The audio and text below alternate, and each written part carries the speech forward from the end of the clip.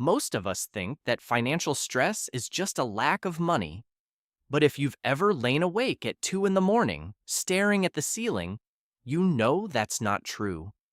In those moments, you aren't thinking about numbers. You're thinking about the weird sound your car started making and how the repairs might cost $3,000 that you don't have. You sit in a meeting and don't hear your boss because you're calculating in your head whether your paycheck will cover rent and that bill you forgot about. It's not just a shortage of funds, it's a lack of peace, calmness, and control. Your brain is constantly running in the background, trying to solve an unsolvable problem. How to stretch money further than physically possible. This creates a specific kind of fatigue that sleep can't cure because it's not physical, it's mental. My name is Toby, and I've spent years studying the psychology of money and how to achieve what most people chase their whole lives but never catch: financial peace of mind. It's important to understand. Financial peace is not wealth. I know people with six-figure incomes who are still doing frantic math in their heads at the grocery store checkout.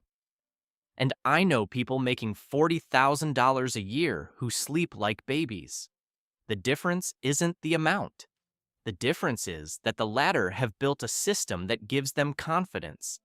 If something goes wrong tomorrow, they will be fine. This video is about how to build that confidence step by step, without magic, without needing to get rich suddenly, and without complex investment schemes. We will break down 5 building blocks that separate you from a life where your first breath in the morning isn't accompanied by a thought about your bank account balance.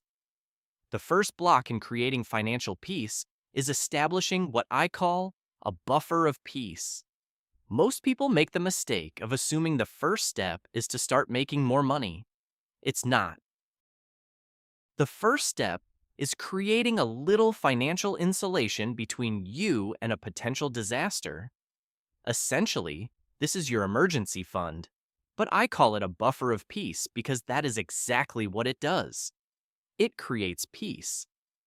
When you have at least $1,000 sitting in your account, you are in a completely different mental state than when you have zero. This amount won't fund your retirement and won't drastically change your life in the long run, but psychologically, it changes everything. This money represents options. It's the ability to handle life's surprises without panicking. If your car breaks down and the repair costs $500, instead of lying awake at night thinking about which credit card to put it on or which parent to borrow from, you just fix the car. It's unpleasant. It's an annoying hiccup, but it's not a disaster or a crisis. This is the first level of peace. Once you reach the mark of 3 months' worth of expenses, something bigger happens. You cross a threshold.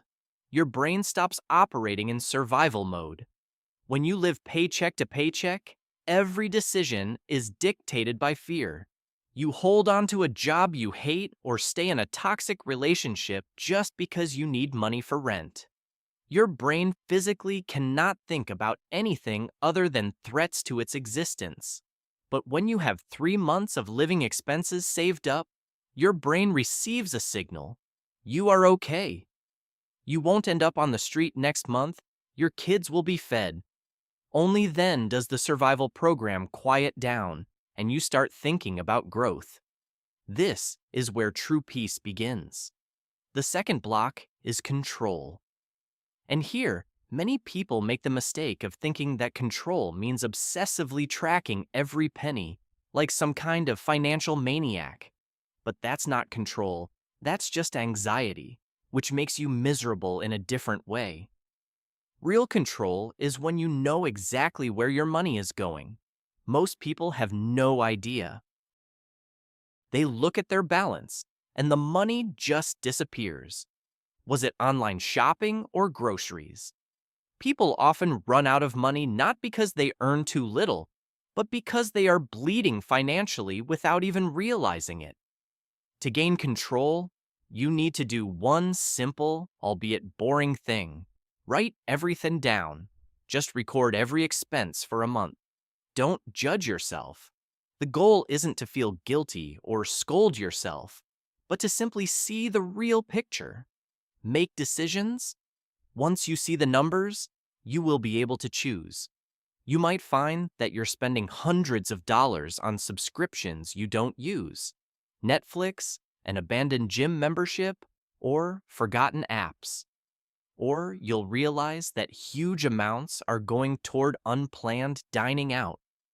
When you start choosing what to spend on and what to cut, you stop being a victim of circumstance.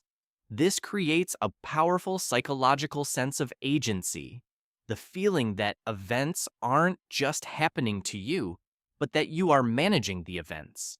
Control creates peace. The third block is eliminating the specific type of debt that keeps you trapped. It's important to understand, not all debt is created equal. A mortgage on a reasonable home or a student loan for your education is one thing. But there is a debt that literally kills your peace of mind. Credit card debt with insane interest rates. A credit card isn't just debt, it's a trap disguised as convenience. It's a financial burden that only gets heavier every day. You spend money now, and then the interest accumulates so fast that a $200 item ends up costing you $500. You make the minimum payments, but the balance barely shrinks. This state can be compared to slow financial suffocation. People get so used to this pressure that they forget what it feels like to take a deep breath. As long as you have this debt, it is constantly sitting in your subconscious. Every purchase is accompanied by anxiety because you realize it will likely just add to your negative balance. Getting rid of credit card debt isn't just a financial decision, it's a decision in favor of your mental health and sanity. Those who have walked this path describe the feeling as if a massive boulder has been lifted off their chest. You get psychological relief knowing that interest is no longer working against you every single day. Here is the fourth block of the script, which shifts the focus from survival to inner strength and confidence. The fourth block is where strategy turns into character. We often think that confidence comes with a huge bank account, but in reality, it is built on the small victories you win every day. When you've saved your first $1,000 or paid off your first credit card, you've done more than just fix your balance. You've proven to yourself that you are a person who keeps your word. You said you would save, and you did it. You decided to get out of debt, and you started moving. This confidence begins to seep into all areas of your life. At work, you no longer feel like a hostage. When you have a financial cushion, you negotiate salary or projects from a position of strength, not desperation. You aren't afraid to speak your mind because your survival no longer depends on your boss's mood on any given Monday. In relationships, financial arguments are one of the leading causes of conflict. When peace and order enter the home, that background noise and irritability disappear. You start communicating with your loved ones from a state of love rather than a state of stress. In the future, you stop looking down at your feet and start looking at the horizon. Instead of asking, "How do I make it to Friday?" you ask, "Who do I want to be in 5 years?" These small victories create momentum. Every dollar saved and every account closed is a brick in the wall of your new fortress.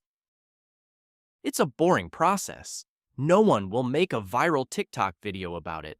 But this is exactly what separates people who are forever treading water from those who have found a real foundation. You start operating from a position of control, not chaos. And that changes the rules of the game forever. The fifth block is the moment we stop looking at our feet and lift our eyes to the horizon. Most people get stuck in a scarcity mindset. This is a state where you believe resources will always be scarce, and your only goal is to survive. But once you have the foundation we talked about, the rules of the game change. You transition to a growth mindset. Now that you have a base, you can start thinking about big moves. Real investing. You are now investing not out of the fear of missing out, but from a position of strength. You understand that time is your greatest ally, multiple streams of income. You now have the mental space to think. How can I use my skills to earn money outside of my main job? When the brain isn't busy panicking over bills, it starts generating ideas, legacy, and generosity. True financial peace allows you to stop thinking only about yourself and start thinking about how you can help others. This is the highest point of financial freedom, when money stops being a subject of anxiety and becomes a tool for doing good deeds.